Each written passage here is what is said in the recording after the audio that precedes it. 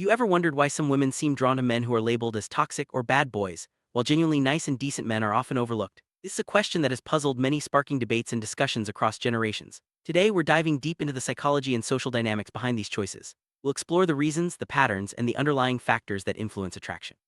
By the end, you'll have a clearer understanding of this complex topic and perhaps see relationships from a new perspective. Before we go further, let's clarify what we mean by toxic and nice men.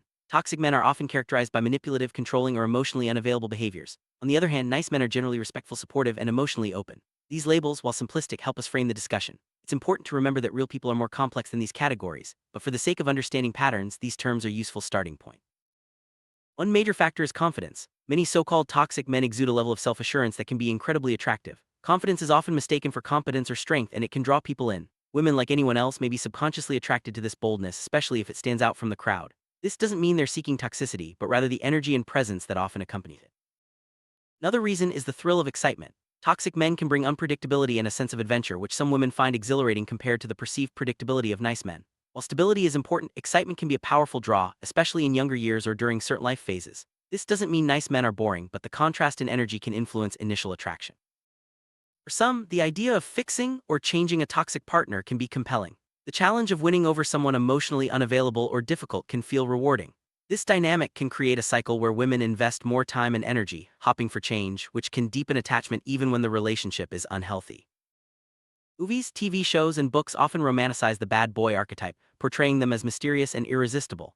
These cultural narratives can shape expectations and desires, sometimes making toxic traits seem more appealing or even normal. Over time, repeated exposure to these stories can subtly influence real-life choices and perceptions of what makes someone attractive. Personal self-esteem plays a significant role in relationship choices. Women with lower self-worth may unconsciously gravitate toward partners who reinforce negative beliefs about themselves. Toxic relationships can create cycles of validation and rejection, which can feel familiar or even addictive for some, making it harder to break away.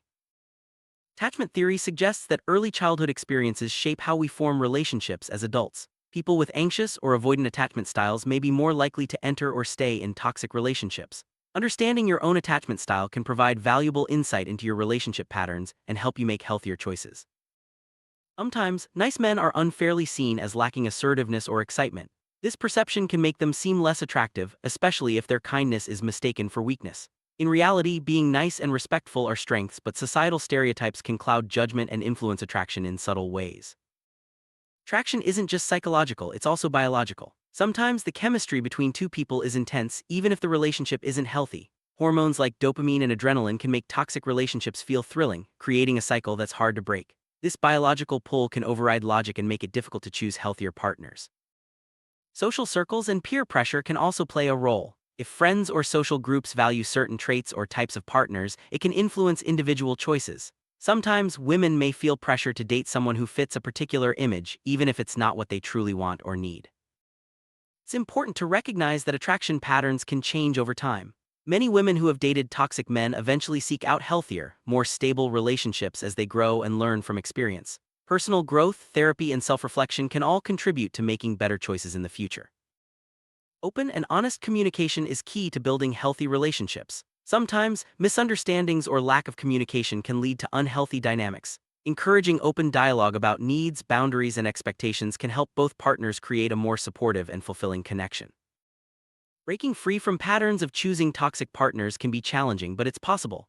Recognizing the signs, seeking support, and prioritizing self-worth are crucial steps. It's about understanding your own needs and valuing yourself enough to choose partners who respect and uplift you. The reasons why women sometimes choose toxic men over nice and decent ones are complex and multifaceted.